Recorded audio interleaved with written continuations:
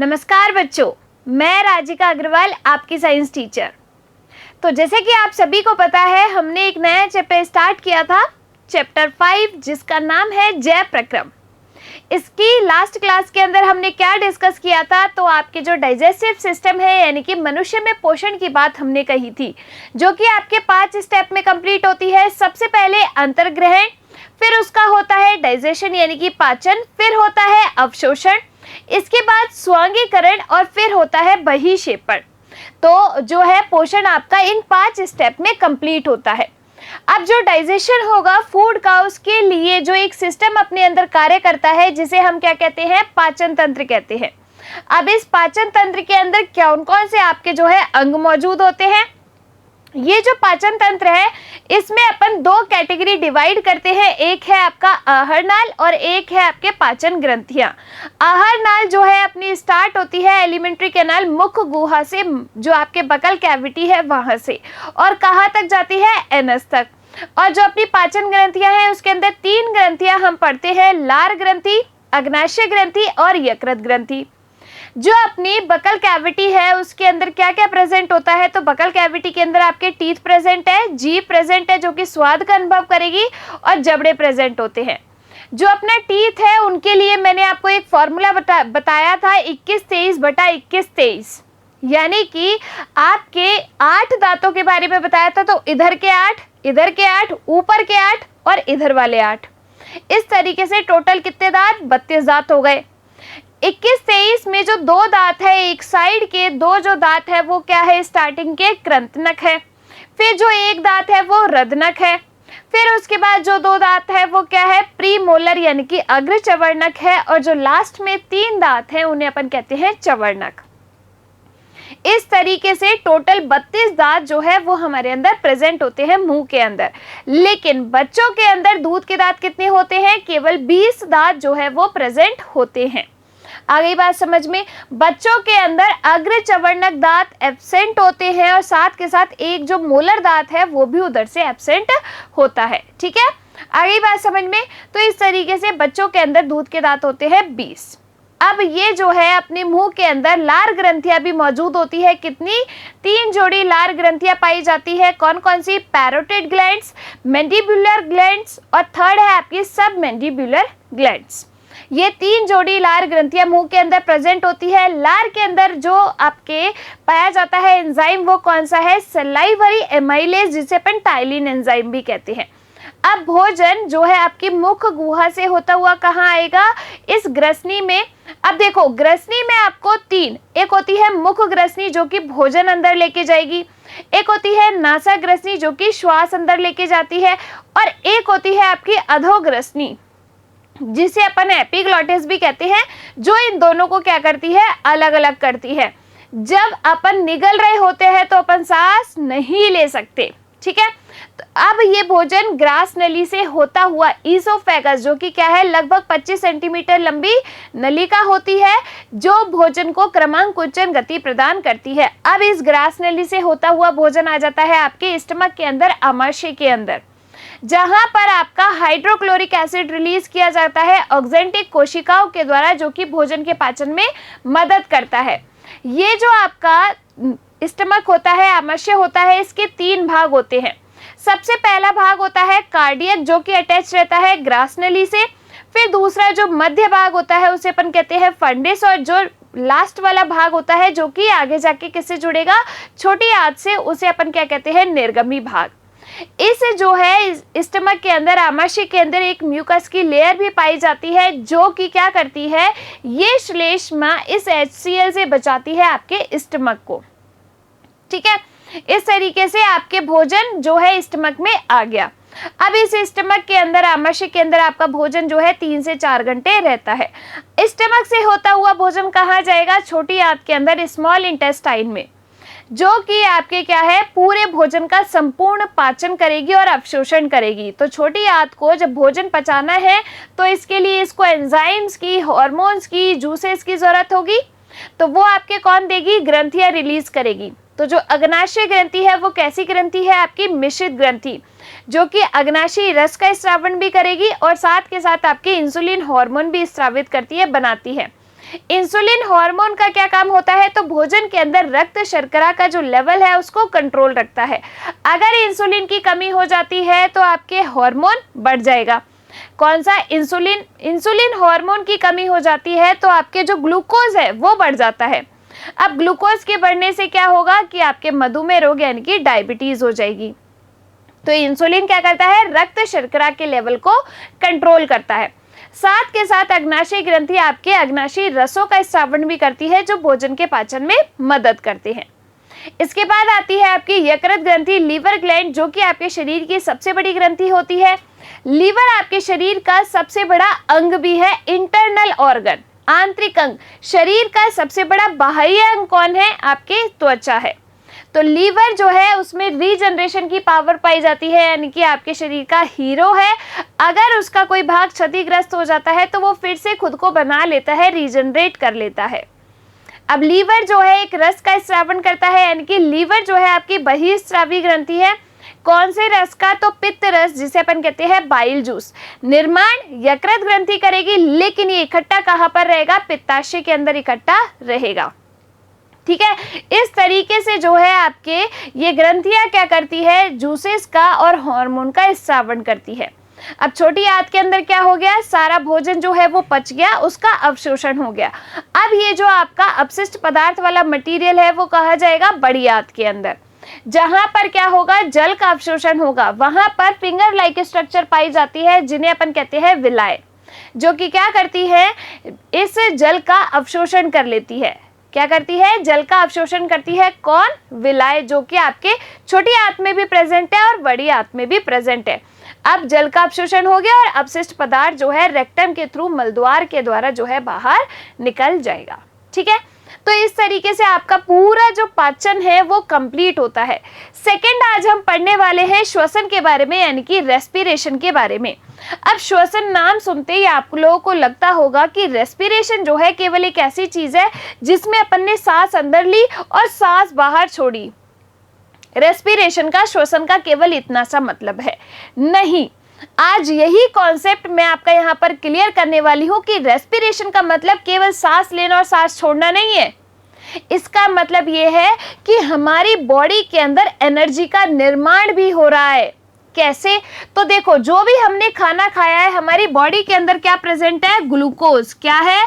Glucose है। अब इस ग्लूकोज का यानी कि भोजन का क्या होता है? ऑक्सीडेशन, ऑक्सीकरण।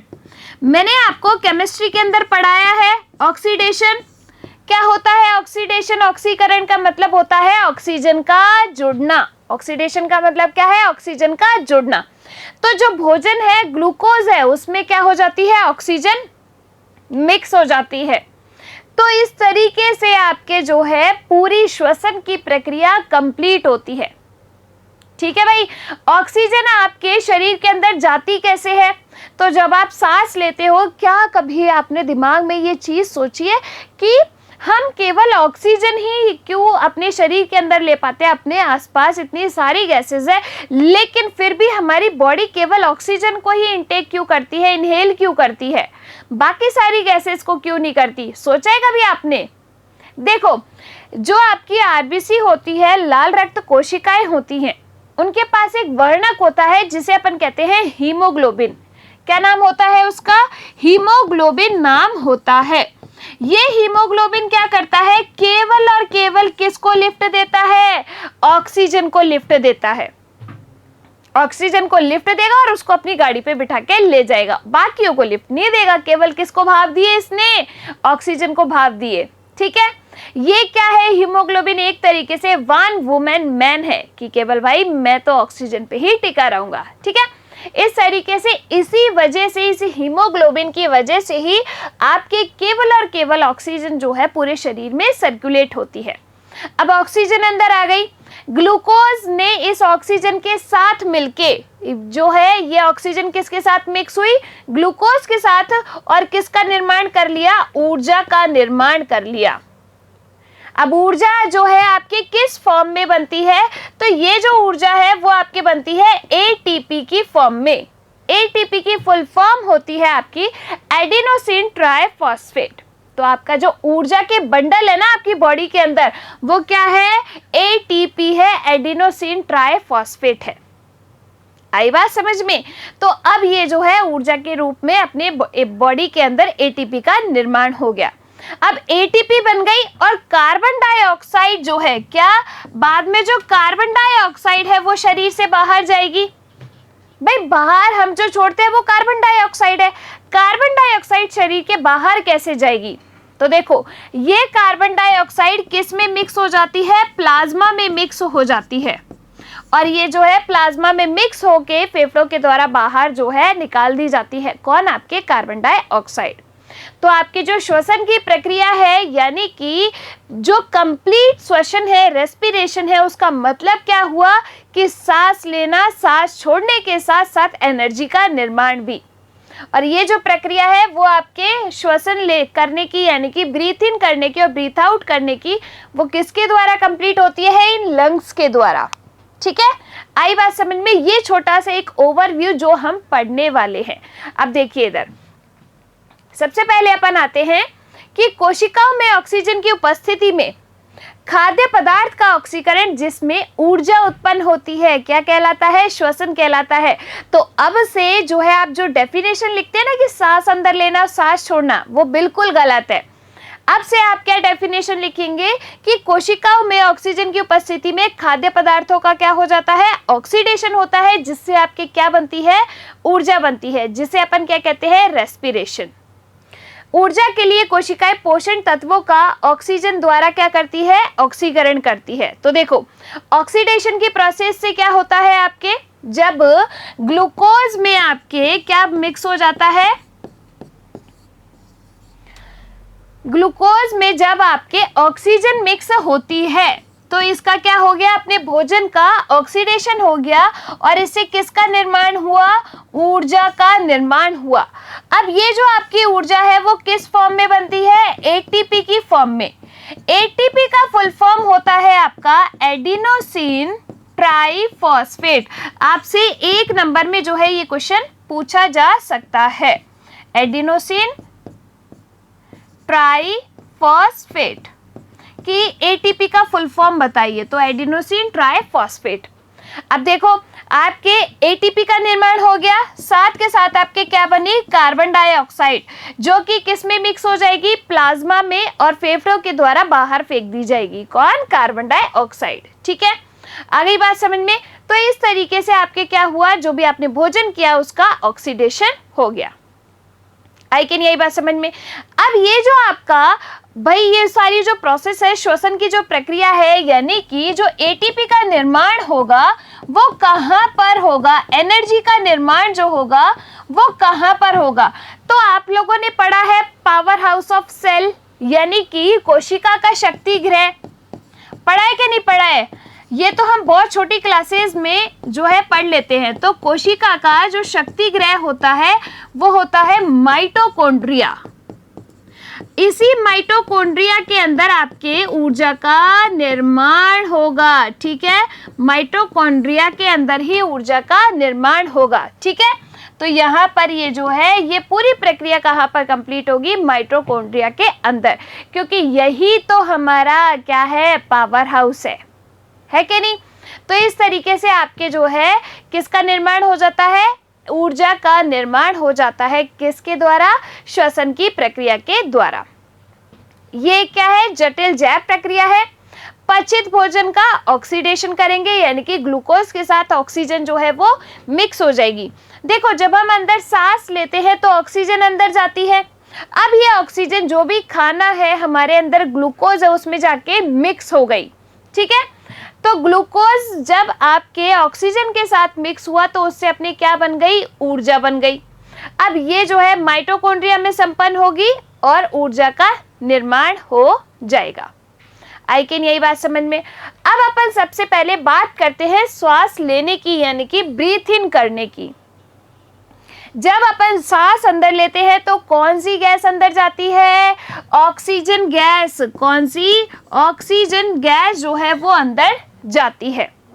अब सांस लेने में ऑक्सीजन गैस अंदर जाती है और CO2 जो है वो बाहर निकलती है।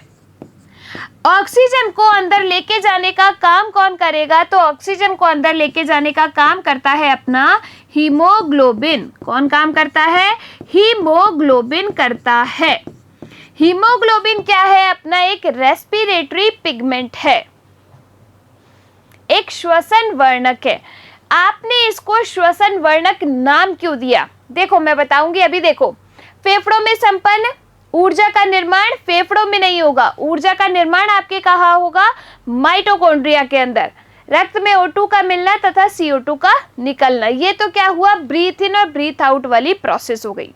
देखो आपके जो है अगर मैं आपसे कहूं कि क्या आपके मनुष्य और जो आपके जलीय जीव है यानी कि धरती पर रहने वाले जीव हैं, हमारा एक एग्जाम्पल ले लो, और एक आपके क्या है मान लो जल के अंदर रहने वाले जीव है जैसे फिशेज ले लो, क्या सबके अंदर रेस्पिरेशन की प्रोसेस जो है वो सेम होती है क्या? या नहीं होती? देखो सबसे पहले तो मैं आपको बता रही थी हीमोग्लोबिन के बारे में। किसके बारे में? हीमोग्लोबिन के बारे में। तो देखो हीमोग्लोबिन क्या होता है? आपका एक श्वसन वर्णक है, रेस्पिरेटरी पिगमेंट है। श्वसन वर्णक का मतलब होता है कि ये जब हम सांस अंदर लेंगे तो जो ऑक्सीजन आ रही है उसको शरीर तक लेके जाने का, शरीर के भागों तक लेके जाने का काम हीमोग्लोबिन का होता है, यानी कि इसको लिफ्ट देके घुमाएगा। कौन? इसीलिए हमने इसको बोला श्वसन। वर्णक क्यों बोला? वर्णक का काम होता है किसी भी चीज को कलर देना। तो ये जो हीमोग्लोबिन है हमारे ब्लड को यानी कि हमारे रक्त को कैसा कलर देता है? रेड कलर देता है, लाल कलर देता है। अब इसी की वजह से हमारे खून का कलर लाल होता है, इसीलिए अपन ने इसको क्या नाम दिया? वर्णक नाम दिया। आ गई बात समझ में? तो इस तरीके से हीमोग्लोबिन जो है वो क्या है? अपना रेस्पिरेटरी पिगमेंट है। तो ये तो बात हुई अपने श्वसन वर्णक की। अब अपन बात करते हैं कि क्या आपके जलीय जीव जो होते हैं और जो स्थलीय जीव होते हैं, जैसे हम ले लीजिए, क्या हमारे सबके अंदर ये सांस लेने के लिए और सांस छोड़ने के लिए सेम ऑर्गन होता है क्या? देखो हम बात करते हैं सबसे पहले मानवों की। हम जो है सांस किसके द्वारा लेते हैं? हमारे फेफड़ों के द्वारा ऑक्सीजन अंदर जाती है और कार्बन डाइऑक्साइड बाहर आती है। यानी कि अपने जो है ब्रीथ इन और ब्रीथ आउट का काम किसने किया? लंग्स ने किया, फेफड़ों ने किया, जो कि एक जोड़ी हमारी वक्षगुहा में प्रेजेंट होते हैं। ठीक है। अब अगर मैंने मान लो कि यहाँ पर बात कर ली मछलियों की यानी कि जलीय जंतुओं की, तो मछलियों के अंदर ये फेफड़े ना होके क्या प्रेजेंट होते हैं? गिल्स प्रेजेंट होते हैं। क्या? गिल्स जो है आपके प्रेजेंट होते हैं, इनके द्वारा इसमें ये वाली जो प्रोसेस होती है वो कंप्लीट होती है। ये जो होते हैं स्थलीय जीव, वो स्थल पर उपस्थित ऑक्सीजन जो है, स्थल पर उपस्थित जो ऑक्सीजन होती है उसको क्या करते हैं? इनहेल करते हैं, अंदर लेते हैं। अब जलीय जीव जो ऐसा तो है नहीं ना कि सांस लेने बाहर आएंगे, भाई ऐसा तो नहीं है ना कि बार बार सांस लेने बाहर आएंगे, फिर सांस ली, फिर अंदर चले जाएंगे, फिर सांस लेने बाहर आएंगे, ऐसा नहीं होता। मछलियों को देखा है कभी ऐसे सांस लेने बाहर आती है? तो ये क्या करते हैं? जल में उपस्थित ऑक्सीजन को ही क्या करती हैं? इनहेल करती हैं। जल में उपस्थित ऑक्सीजन को ही इनहेल करती हैं। ठीक है, अंदर लेती हैं। अब देखो स्थल पर हमारे सराउंडिंग जो ऑक्सीजन है उसकी मात्रा क्या है? ज्यादा है। लेकिन जल के अंदर ऑक्सीजन की मात्रा क्या होती है? कम होती है। तभी तो हम जो है ज्यादा देर पानी में क्यों नहीं रह सकते? क्योंकि हमें सांस नहीं आती। वहां पर ऑक्सीजन की मात्रा क्या है? कम है। तो यहाँ पर यानी कि स्थल पर ऑक्सीजन की मात्रा क्या होती है? ज्यादा होती है। लेकिन आपके जो जल है उसमें ऑक्सीजन की मात्रा क्या होती है? कम होती है। इसी वजह से ही ऑक्सीजन की मात्रा ज्यादा होने की वजह से हमारे अंदर श्वसन रेट जो है, रेस्पिरेशन रेट जो है वो क्या है? कम। हम आराम से सांसें लेते हैं, आराम से चलता है अपना काम। यानी कि हमारे अंदर श्वसन दर जो होती है वो क्या होती है? कम होती है। क्योंकि हमें पता है हमारे सराउंडिंग खूब ऑक्सीजन है, हम लेते रहेंगे आराम से। लेकिन जल के अंदर ऑक्सीजन की मात्रा कम है, तो ये क्या करते हैं, जल्दी जल्दी सांस लेती है, यानी कि इनमें श्वसन दर जो होती है, रेस्पिरेशन रेट जो है वो क्या है, ज्यादा होती है। आई कैन, यही बात समझ में। ये केवल स्थलीय और जलीय जीवों के बीच अंतर है रेस्पिरेशन का। देखिए आगे एक बार कि वायुमंडल में उपस्थित, मैं इधर से मिटा देती हूँ जो मैंने लिखा है, जिससे आपको टेबल अच्छे से दिख जाए। देखो, वायुमंडल में उपस्थित ऑक्सीजन को ग्रहण करते हैं कौन, स्थलीय जीव, और जलीय जीव जल के अंदर जो ऑक्सीजन है उसको यूज करते हैं। फिर आपके जैसे इसमें एग्जाम्पल ले लिया मनुष्य का, उसमें एग्जाम्पल ले लिया जलीय जीवों का। श्वसन दर कम होती है, क्यों, क्योंकि आपके ऑक्सीजन की मात्रा ज्यादा है। श्वसन दर अधिक, क्योंकि ऑक्सीजन की मात्रा कम है। ठीक है, तो O2 पर्याप्त मात्रा में है, जबकि O2 वहां पर कम मात्रा में है। यहाँ पर फेफड़ों के द्वारा ये प्रक्रिया संपन्न होती है, और यहाँ पर किसके द्वारा, क्लोम के द्वारा, गिल्स के द्वारा ये जो प्रक्रिया है वो यहाँ पर कंप्लीट होती है। आई कैन, यही बात समझ में। तो इस तरीके से अगर जो है आपसे कहा जाए कि ये जो रेस्पिरेशन की प्रोसेस है वो स्थलीय जीवों में और जलीय जीवों में कैसे कैसे कंप्लीट होती है, तो आप एक काम करना, यहाँ पर लिखना स्थलीय जीव और यहाँ पर लिखना जलीय जीव। आपसे एग्जाम में क्वेश्चन पूछा जा सकता है बकायदा कि स्थलीय जीव और जलीय जीवों में श्वसन किस प्रकार से भिन्न है। तो आप क्या करोगे, एक टेबल बनाओगे, सारे एग्जाम्पल यहाँ लिखोगे, और सब में कंपैरिजन लिखते हुए आप क्या करना है, एक छोटा सा डायग्राम भी लगा देना, बना देना। डायग्राम बना दोगे तो बिल्कुल सोने पे सुहागा वाली बात हो जाएगी। देखिए यहाँ पर देखो, इस वाले डायग्राम के अंदर आपको नजर आ रहा है ये किसके अंदर, जो है मनुष्य के अंदर। किसके अंदर, मनुष्य के अंदर क्या पाए जाते हैं, फेफड़े पाए जाते हैं। ये उसकी स्ट्रक्चर है। किसके अंदर, मनुष्य के अंदर। देखो हम क्या करते हैं, हमारे जो नासा द्वार है यानी कि नेसल पैसेजेस है, जो आगे के सामने के 2 गेट है, इनसे सांस अंदर लेते हैं। ठीक है, अब सांस अपनी श्वास नली से होती हुई, श्वसनिका से होती हुई, ठीक है, यहाँ से होती हुई ये श्वसनिकाएं डिवाइड हो जाती हैं, और फिर जाके आगे किस में खुलती हैं, लंग्स में खुलती हैं। तो आपको नजर आ रही है ये क्या है, आपके ब्रोंकियोल्स हैं, और फिर ये जो छोटी छोटी होती है ये होती है आपके ब्रोंकियाए। ठीक है, तो इस तरीके से आपके जो है पूरा रेस्पिरेटरी सिस्टम बनता है ह्यूमंस के अंदर। अब अपन अगर बात करें तो किसकी बात करते हैं, जलीय जीवों के अंदर। तो इनमें क्या प्रेजेंट होते हैं, गिल्स प्रेजेंट होते हैं, जिनके द्वारा ये क्या करते हैं, रेस्पिरेशन करती हैं। ठीक है, कौन, जलीय जीव। अगर आप डायग्राम बनाया है तो बिल्कुल सोने पे सुहागा वाली बात हो जाएगी। ठीक है, तो इस तरीके से जो है स्थलीय जीव और जलीय जीवों में रेस्पिरेशन डिफरेंट होता है। अब हमारे अंदर सबसे पहले हम बात करते हैं कि ये जो प्रक्रिया है वो किस तरीके से कंप्लीट होती है। तो देखो हमारे अंदर श्वास लेने की जो प्रक्रिया है वो कैसे कंप्लीट होती है, फेफड़ों के द्वारा। किसके द्वारा, फेफड़ों के द्वारा कंप्लीट होती है, लंग्स के द्वारा। इन लंग्स के द्वारा क्या है, अपने ऑक्सीजन शरीर के अंदर चली गई, यानी कि ऑक्सीजन हमने क्या कर ली, इनहेल कर ली। अब ऑक्सीजन को जो है कौन, हीमोग्लोबिन, जो कि क्या है आपका, ये हीमोग्लोबिन एक श्वसन वर्णक है, जो कि क्या करेगा, इस ऑक्सीजन को ट्रेवल करेगा, यानी कि इस पे बैठ के ऑक्सीजन जो है घूमेगी।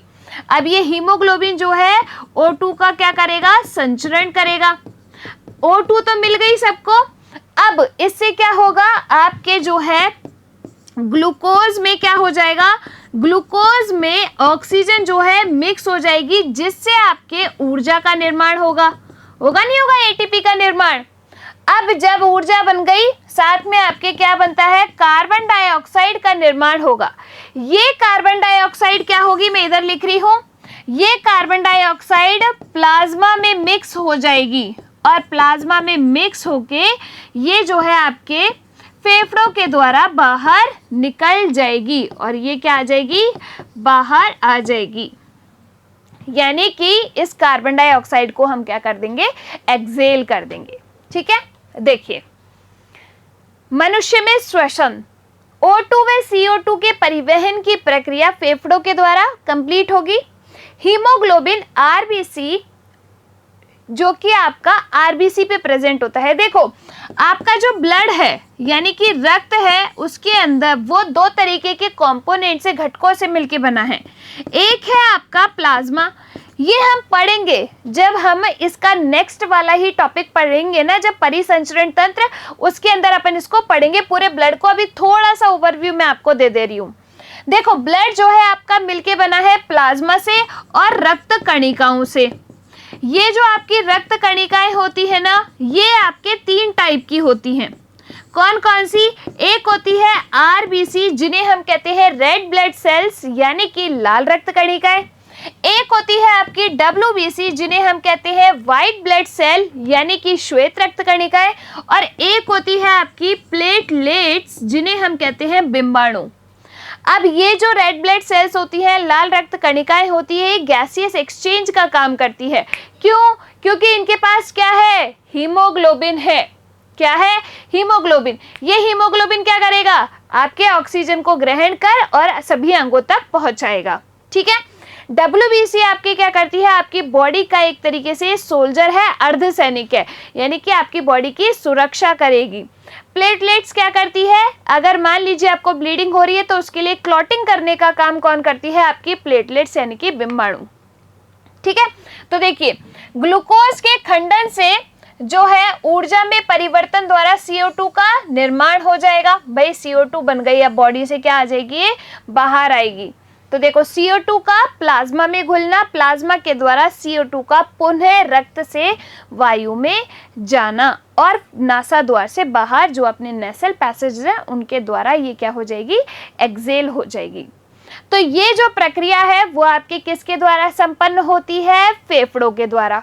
होती है नहीं होती? अब जो हमारे अंदर श्वसन हो रहा है, ये जो श्वसन है इसको अपन 2 टाइप में डिवाइड करते हैं। एक होता है आपका वायवीय श्वसन। एक क्या होता है आपका? वायवीय श्वसन। और दूसरा आपका होता है अवायवीय श्वसन। देखो नाम से ही पता चल रहा है। क्या पता चल रहा है तुमको नाम से ही? कि देखो वायवीय श्वसन का मतलब होता है कि ये तो होगा ऑक्सीजन की उपस्थिति में यानी कि वायु की उपस्थिति में। अवायवीय श्वसन का मतलब क्या है? कि भाई साहब ये तो होगा ऑक्सीजन की यानी कि वायु की अनुपस्थिति में। तभी तो इसको हमने वायवीय श्वसन नाम दिया और इसको हमने नाम दिया क्या? अवायवीय श्वसन। जो आपका अवायवीय श्वसन होता है, देखो इसमें क्या होगा? जो ग्लूकोज है ना पहले, उसका विखंडन होगा किसमें? पायरुवेट में। किसमें? पायरुवेट के अंदर जो है ग्लूकोज का विखंडन होगा। अब इसमें ग्लूकोज के अंदर आपको पता है इसका फॉर्मूला होता है C6H12O6। कार्बन के कितने अणु हैं?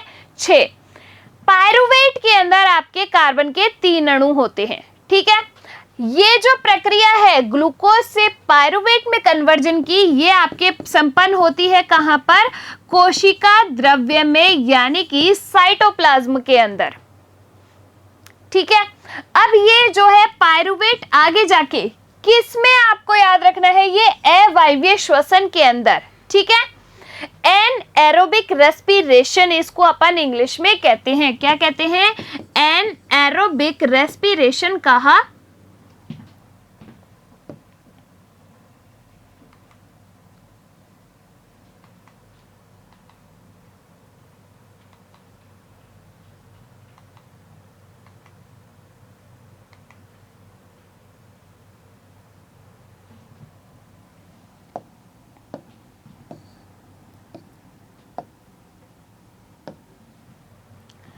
तो ये जो अवायवीय श्वसन है इसको अपन कहते हैं एनएरोबिक रेस्पिरेशन। ये जो आपका एनएरोबिक रेस्पिरेशन होता है, इसमें क्या होगा? जो प्रोडक्ट बनेगा यानी कि जो उत्पाद बनेगा वो क्या बनेगा? इथेनॉल यानी कि एथेनॉल बनता है। ठीक है। ये मेन आपको याद रखना है कि इसके अंदर एथेनॉल जो है उसका निर्माण होता है। साथ के साथ आपका क्या बनती है? कार्बन डाइऑक्साइड जो है यहाँ पर बनेगी और ऊर्जा बनेगी। ठीक है। तो ये प्रोडक्ट आपका यहाँ पर बनता है। किसमें? एनएरोबिक रेस्पिरेशन के अंदर यानी कि एथेनॉल बन जाएगा। आपके जो वायवीय श्वसन होता है यानी कि एरोबिक रेस्पिरेशन, क्या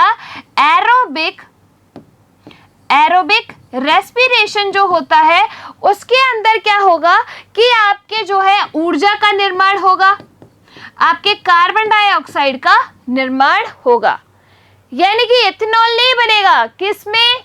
वायवीय श्वसन के अंदर क्या बनेगा? आपके ऊर्जा बन जाएगी, यानी कि एटीपी का निर्माण हो जाएगा, कार्बन डाइऑक्साइड जो है वो बन जाएगी, साथ के साथ आपके थोड़े बहुत मात्रा में पानी का निर्माण। ठीक है, आ गई बात समझ में? चलिए देखिए एक बार इधर। सबसे पहले अपन बात करते हैं ग्लूकोज। ग्लूकोज का विखंडन हुआ किसमें? पायरुवेट में, जो कि 3 कार्बन अणु है। तो कहां पर प्रक्रिया संपन्न हुई? कोशिका द्रव्य के अंदर। अब पहला अपन देखते हैं अवायवीय श्वसन। पहला क्या है आपका? अवायवीय श्वसन, एनएरोबिक रेस्पिरेशन, ऑक्सीजन की अनुपस्थिति में। किसमें? यीस्ट में अपन ने देखा है। तो प्रोडक्ट क्या बना? इथेनॉल, कार्बन डाइऑक्साइड और ऊर्जा का निर्माण हुआ। किसमें? अवायवीय श्वसन में। अब यहाँ पर देखिए वायवीय श्वसन, दूसरा यहाँ पर क्या है? वायवीय श्वसन यानी कि एरोबिक रेस्पिरेशन, जिसमें क्या हुआ? ऑक्सीजन की उपस्थिति में होगा। याद रखिएगा ये जो है ना आपकी प्रोसेस, यानी कि एटीपी का जो निर्माण हो रहा है, ऊर्जा का निर्माण, वो कहां पर होगा? ये प्रक्रिया संपन्न होगी आपके कहां पर? माइटोकॉन्ड्रिया के अंदर। देखो ग्लूकोज जब 3 अणु वाले, कार्बन अणु वाले जब उसमें कन्वर्ट हो रहा है तो वो तो हुई आपकी कोशिका द्रव्य में। ये कहां होगी? आपके माइटोकॉन्ड्रिया में। कहां पर? माइटोकॉन्ड्रिया के अंदर ये जो है आपकी प्रोसेस कंप्लीट होगी। ठीक है, तो आपके कार्बन डाइऑक्साइड, जल और ऊर्जा का निर्माण हो जाएगा। तीसरी चीज अपन देखते हैं कि जहां पर ऑक्सीजन होती तो है लेकिन कम मात्रा में होती है, यानी कि जहां पर ऑक्सीजन का अभाव होता है, यानी कि हमारी पेशी कोशिका में, यानी कि मसल्स में। तो देखो किसका निर्माण? लैक्टिक एसिड प्लस ऊर्जा का निर्माण जो है आपके यहाँ पर होता है। तो इस तरीके से आपके जो है श्वसन अपन ने 2 तरीके का पढ़ लिया। एक है आपके वायवीय श्वसन और दूसरा अवायवीय श्वसन। आ गई बात समझ में? अब अपन बात करते हैं हमारे पूरा जो श्वसन तंत्र है उसकी। भाई किस किस से मिलके जो है अपना श्वसन तंत्र बना है? तंत्र का मतलब क्या होता है कि बहुत सारे अंग मिलके अपन का एक तंत्र जो है, एक सिस्टम जो है यहाँ पर बनाते हैं। देखिए ऊपरी श्वसन तंत्र, निचला श्वसन तंत्र और श्वसन मांसपेशियां मिलके जो है अपना क्या बनाती है?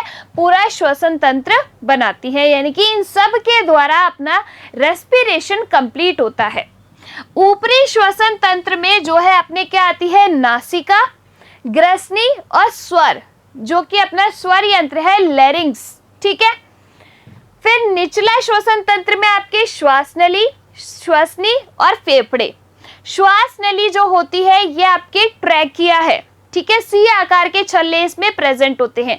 अब ये जो आपकी श्वास नली है आगे जाके डिवाइड हो जाती है इस तरीके से। ये मानो कि ये क्या है आपकी? इस तरीके से ये क्या है आपके? श्वास नली है। फिर ये आगे जाके 2 में इस तरीके से डिवाइड हो जाती है, जिसे अपन क्या कहते हैं? श्वसनिकाएं कहते हैं। और ये श्वसनिकाएं जाके किस में खुलती है? लंग्स में, यानी कि फेफड़ों में।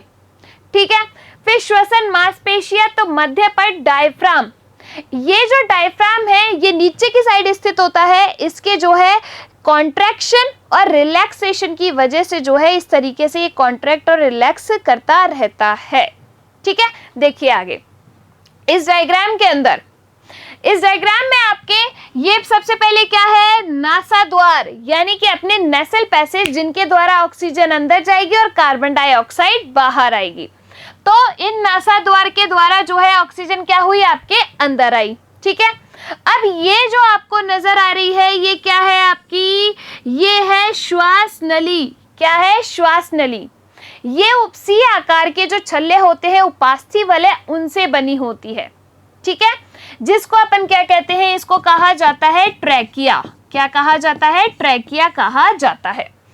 अब ये श्वास नली जो है आगे जाके इस तरीके से श्वसनिकाओं में डिवाइड हो जाती है।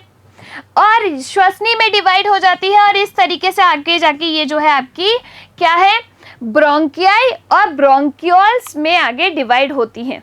ठीक है, इस तरीके से। और ये आपके किस में खुलती हैं, लंग्स में खुलती हैं। ठीक है, आगे बात समझ में देखो।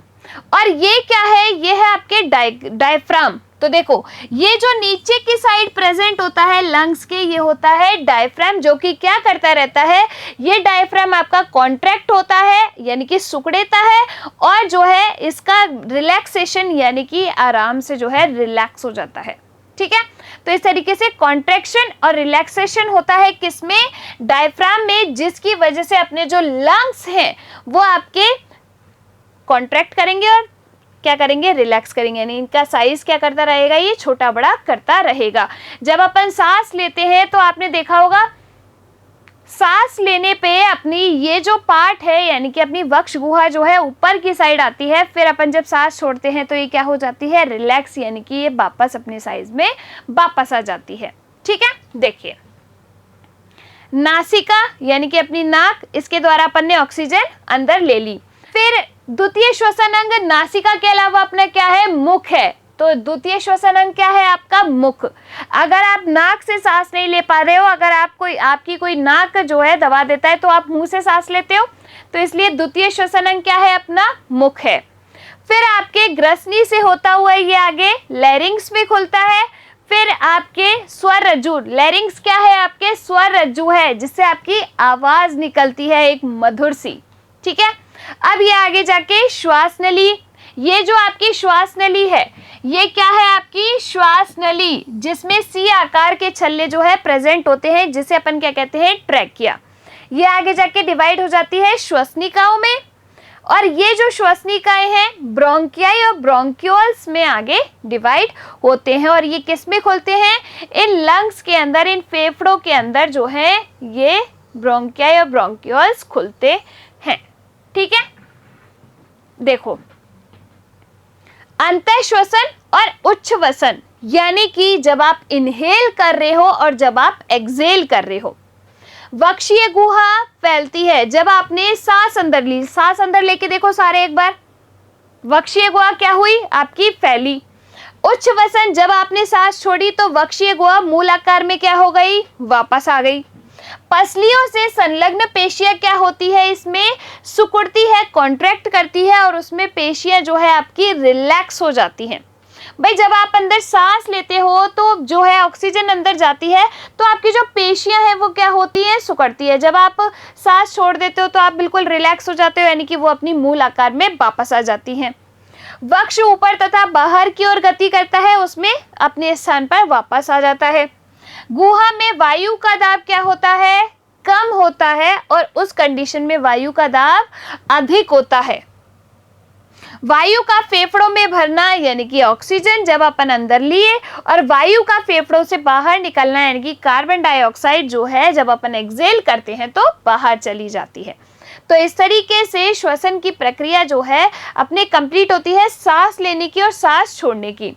अब अपन बात करते हैं एटीपी निर्माण की। तो ये जो प्रक्रिया है वो अपने कहां पर कंप्लीट होती है, माइटोकॉन्ड्रिया के अंदर जो है एटीपी का निर्माण होता है, एडिनोसिन ट्राइफॉस्फेट का, जो कि क्या है अपने एनर्जी बंडल है। क्या है, एनर्जी बंडल है, यानी कि अपने अंदर जो एनर्जी है ना वो किस फॉर्म में कलेक्टेड है, एटीपी की फॉर्म में। ये जो एटीपी है ये आपके एडीपी और फॉस्फेट बनाने के काम में आता है। देखो अधिकांश कोशिकीय प्रक्रमों के लिए एटीपी ऊर्जा मुद्रा है। श्वसन प्रक्रम में मोचित ऊर्जा का उपयोग एडीपी तथा अकार्बनिक फॉस्फेट से एटीपी अणु बनाने में किया जाता है, यानी कि जो अपना एटीपी है वो इनसे मिलके बनता है। एटीपी का फुल फॉर्म तो क्या होता है, एटीपी तो आपका है एडिनोसिन ट्राइफॉस्फेट। क्या है, एटीपी तो क्या है आपका एडिनोसिन ट्राइफॉस्फेट है, जबकि एडीपी क्या है आपका, तो एडीपी होता है एडिनोसिन डाइफॉस्फेट। क्या, एडिनोसिन डाई, ट्राई का मतलब होता है 3, डाई का मतलब होता है 2। ठीक है, तो एडिनोसिन डाइफॉस्फेट। तो एडीपी और फॉस्फेट ग्रुप ने मिलकर क्या बनाया, अपना एटीपी बना लिया। कोशिका में एटीपी का उपयोग पेशियों के सिकुड़ने, भाई ऊर्जा है, ऊर्जा का जो है यूज तो बहुत जगह होगा, तो पेशियों के सिकुड़ने, प्रोटीन सिंथेसिस, तंत्रिका आवेग का संचरण आदि अनेक क्रियाओं के लिए किया जा सकता है। आगे देखिए, वायवीय श्वसन पथ ऑक्सीजन पर निर्भर करता है, अतः वायवीय जीवों में यह सुनिश्चित करने की आवश्यकता है कि पर्याप्त मात्रा में ऑक्सीजन ग्रहण की जा रही है। तो इस तरीके से ये जो अपना रेस्पिरेशन है वो कंप्लीट होता है। देखो भाई क्या क्या पढ़ा है रेस्पिरेशन के अंदर हमने।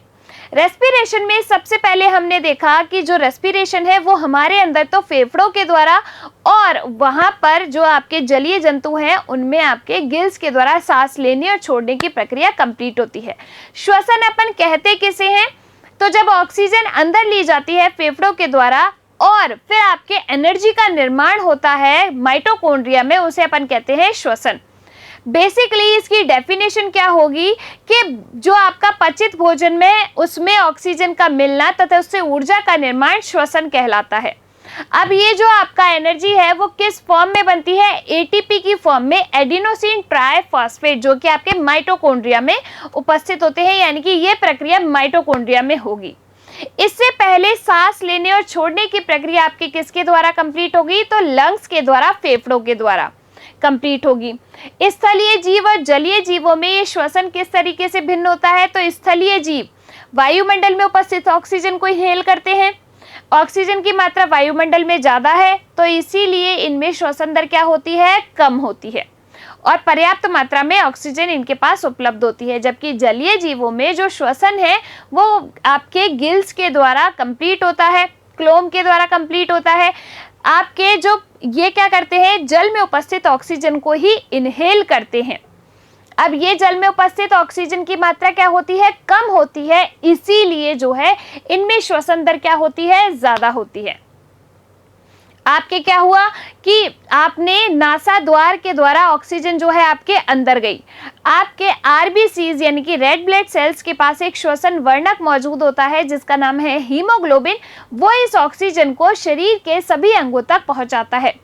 शरीर के सभी अंगों तक जब आप ऑक्सीजन पहुंच जाती है और ग्लूकोज का विखंडन हो जाता है, उससे आपके कार्बन डाइऑक्साइड का निर्माण होता है।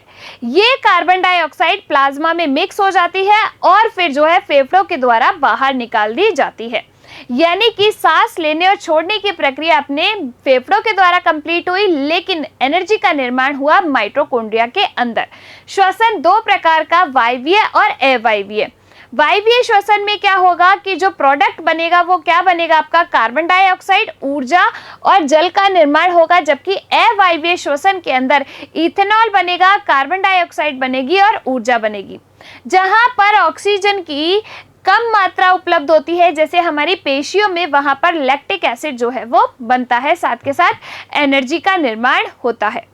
अपना जो श्वसन तंत्र है वो स्टार्ट कहाँ से होता है, अपनी नाक से यानी कि नासिका से। द्वितीय मुख्य श्वसन अंग क्या है, आपका मुख है। अगर आप नाक से सांस नहीं ले पा रहे तो आप मुंह से सांस जो है वो लेते हो। अब आपके जो है स्वर यंत्र मौजूद है, आगे जब ये जाएगी ग्रसनी, फिर आपके स्वर यंत्र लैरिंक्स, स्वर यंत्र होता हुआ ट्रैकिया यानी कि आपके श्वास नली, फिर ये ट्रैकिया आगे जाके श्वसनिकाओं में डिवाइड हो जाती है, श्वसनीय श्वसनिकाओं में, ठीक है, और वो आगे जाके आपके लंग्स में खुलती है। लंग्स के नीचे जो है आपका डायफ्राम मौजूद होता है जो कि आपके क्या करता है, कॉन्ट्रैक्ट और रिलैक्स करता रहता है। इस तरीके से आपका जो है श्वसन वो कंप्लीट होता है, ग्लूकोज का ऑक्सीडेशन होता है, एनर्जी का निर्माण होता है और आपका रेस्पिरेशन कंप्लीट हो जाता है। अब अपन अगली क्लास में जो है पढ़ने वाले हैं वहन यानी कि आपका परिसंचरण तंत्र, सर्कुलेटरी सिस्टम के बारे में। तो तब तक के लिए आप लोग इसको रिवाइज करते रहिए, खुश रहिए, स्वस्थ रहिए। धन्यवाद।